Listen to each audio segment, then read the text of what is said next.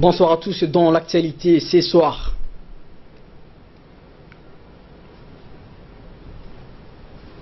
Pèlerinage 2017, un premier contingent de 218 personnes ont quitté Djibouti pour la Mecque. Et États-Unis, Corée du Nord, le fait et la colère, Trump juge sa déclaration passe dure. Je vous le disais dans les titres, le premier contingent pèlerin djiboutien en partance vers le Hadj a quitté Djibouti pour la Mecque ce matin vers 10 h. La compagnie nationale Air Djibouti qui s'est excusée auprès des clients a affrété un gris avion, un Boeing 767 à bord duquel ont pris place 218 pèlerins afin de rattraper le retard de 48 heures. Avec ces nouveaux appareils, Air Djibouti va acheminer le pèlerin pour le Hadj dans le délai prévu. Ce matin, au final, les passagers se sont rendus à l'heure prévue à l'aéroport international de Djibouti et ont pu prendre l'avion dans de bonnes conditions, d'où la bonne ambiance qui régnait dans l'aérogare. Le ministre des Affaires musulmanes, de la Culture et de Biens Warfé par intérim et ministre de l'Énergie, M. Younissé Ali Guédi, ainsi que les responsables du ministère ont salué le pèlerin djiboutien à leur départ à destination du premier lieu saint de l'islam. Quelques 1200 pèlerins sont inscrits sur la liste cette année pour effectuer le Hadj, cinquième pilier de l'islam.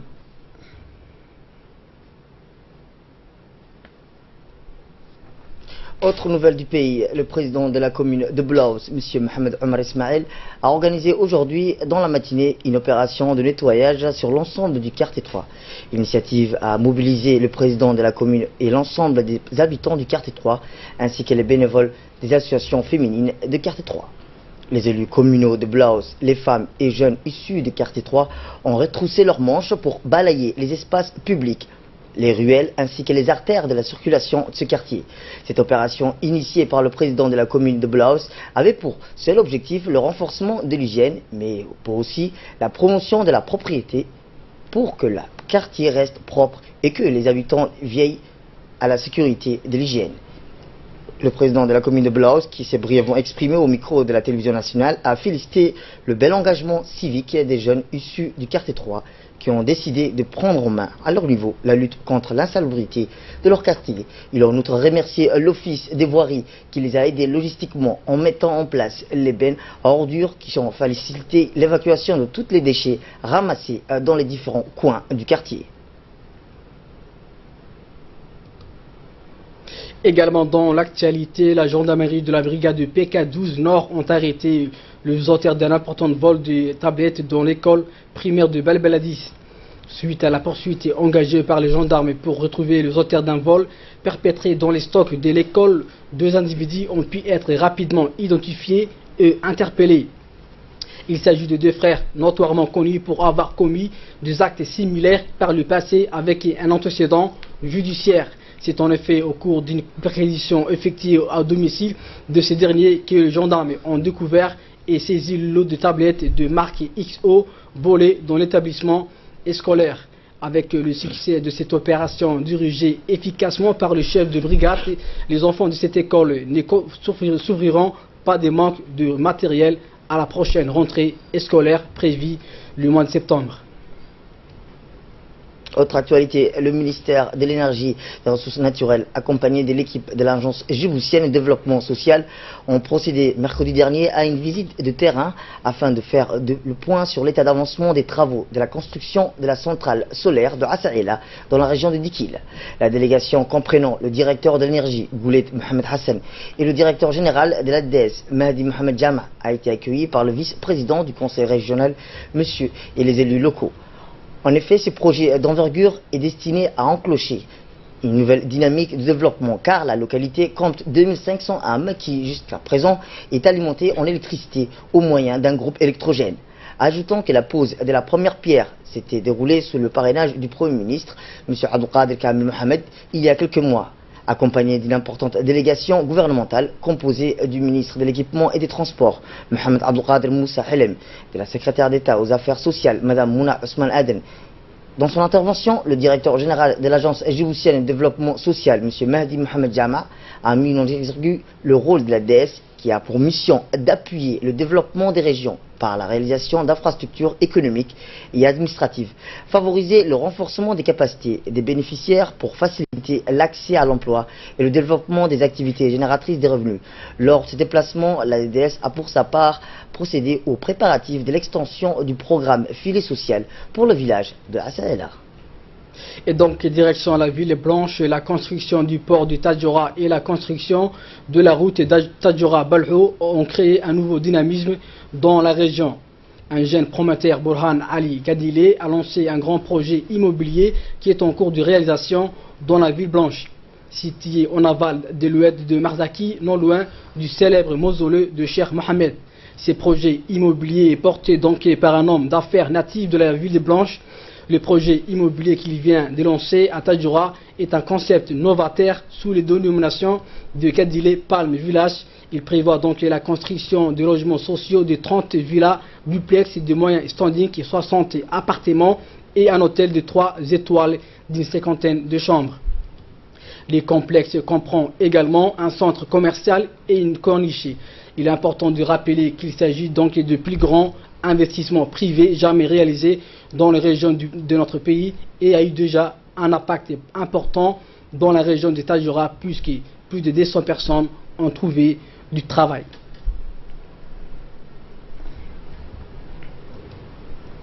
Selon M. Burhan Ali Kadile, natif de Tadjoura et membre de la Chambre de commerce de Djibouti, le promoteur immobilier de ce projet va changer l'image de la ville de Tadjoura avec une offre de logements très variée. Je m'appelle Burhan Mohamed Ali, je suis le promoteur donc, de ce projet immobilier à Tadjoura qui va complètement changer la face de Tadjoura et qui permettra aux investissements donc, qui ont été mis en place par l'État ici d'avoir d'offres de logements très variées. Donc il y aura à peu près une trentaine de villas au bord de la mer, à l'accès directement à la mer et juste après il y a une route derrière et derrière la route il y aura des petits pavillons qui seront à des coûts vraiment très modérés pour des populations à revenus intermédiaires moyens. La région de Tadjoura, d'abord, et ça va créer un dynamisme économique autour de ce projet qui est quand même, il faut le reconnaître, après les ports et les chemins de fer qui sont prévus à Tadjoura, un projet privé de cet ordre-là n'a jamais été réalisé à Tadjoura. Donc on espère vraiment, c'est un challenge pour nous et on aimerait qu'autour de ce projet, il y ait un consensus au niveau de la région pour qu'on nous aide et on avance le plus vite possible sur ce projet-là. Surtout, je voudrais remercier le président de la République. Dès que je lui ai présenté les projets, a pris à cœur et m'a permis donc d'avoir ce terrain. On a une piste d'atterrissage de Tadjoura qui est désaffectée, par laquelle donc il m'a permis de réaliser ce projet qui est vraiment un investissement futur pour la région et le développement de Tadjoura. Autre nouvelle, dans le cadre de la lutte contre la contrebande, la brigade de la douane d'Ali Sabieh, en collaboration avec l'armée Riyad d'Ali Sabieh, ont intercepté hier matin une quantité importante de khat en provenance d'Éthiopie dans la zone d'Armadouelo, à 2 km de la frontière d'Ali Sabieh. Ce lot de khat évalué à près de 1120 kg répartis en 16 colis et transportés par des spécialistes. Ces opérations effectuées sous l'autorité et commandant du colonel Abdelwazak Mohamed Ben Mohamed et le responsable de la brigade de la douane d'Ali Sabieh, M. Idriss Ahmed Burhan. Ces derniers ont aussitôt procédé ensuite à la destruction de ces khat. Le directeur général de la douane et des droits indirects, M. Goulet Ahmed, a adressé ses vives félicitations à l'ensemble des éléments de la douane et du régiment interarmé d'Ali Sabieh pour leur collaboration à la lutte contre la contrebande. Et enfin, dans l'actualité nationale de la page nécrologie, nous avons le regret de vous annoncer le décès de feu Youssouf Ibrahim Mohamed survenu en France ce matin tôt dans la région de Poitiers après une longue maladie. Le défunt né à Tadjoura en 1961, il était connu pour son patriotisme, sa gentillesse et sa culture générale, très approfondie dans de nombreux domaines. Actuellement, il était conseiller technique du ministre de l'Enseignement supérieur. Il laisse derrière lui une veuve, 5 enfants, 2 sœurs et un frère. En cette circonstance douloureuse, la direction et l'ensemble du personnel de la radio-télévision de Djibouti et le préfet de Dikil, Mohamed Cheikhou Hassan, partagent la douleur de la famille du feu Youssouf Ibrahim, à qui ils présentent leurs sincères condoléances, ainsi à ses proches et à ses amis, et prient le bon Dieu de l'accueillir dans son paradis éternel. Inna lillah wa inna ilayhi raji'un. À présent, ce qui fait à la une de l'actualité internationale, la guerre des mots se poursuit entre les États-Unis et la Corée du Nord. Donald Trump a défendu jeudi sa formule controversée de mise en garde à Pyongyang, à qui il a promis le feu et la colère en cas de nouvelles menaces. Interrogé sur d'éventuelles frappes préventives visant la Corée du Nord pour contrer le développement de ses programmes nucléaires et balistiques, le président américain s'est refusé à tout commentaire. Il a aussi réaffirmé que la Chine, principal partenaire économique de Pyongyang, pouvait faire beaucoup plus pour mettre la pression sur le régime de Kim Jong-un. Pyongyang a présenté jeudi son projet détaillé pour tirer une salve de 4 missiles au-dessus du Japon vers le territoire américain de Guam dans le Pacifique. Cet avant-poste stratégique qui abrite une importante base aérienne est équipé comme le Japon d'un bouclier anti-missile appelé THAAD. Dans l'actualité internationale toujours, le scandale des œufs contaminés prend de l'ampleur. Le Danemark et la Slovaquie ont annoncé ce jeudi qu'ils étaient également touchés par le scandale des œufs contaminés au fipronil. Ils sont désormais une dizaine de pays dans ces cas. 20 tonnes d'œufs en provenance de Belgique présentent des traces de cet insecticide interdit dans les élevages auraient été vendus au Danemark, a déclaré l'autorité alimentaire du pays. Ce jeudi, tout en montrant rassurant.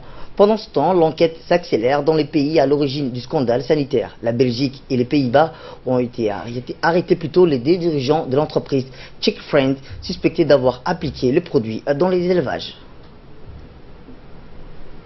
C'est la fin de cette édition. Merci à vous de nous avoir suivis. Restez avec nous pour la suite de nos programmes télévisés.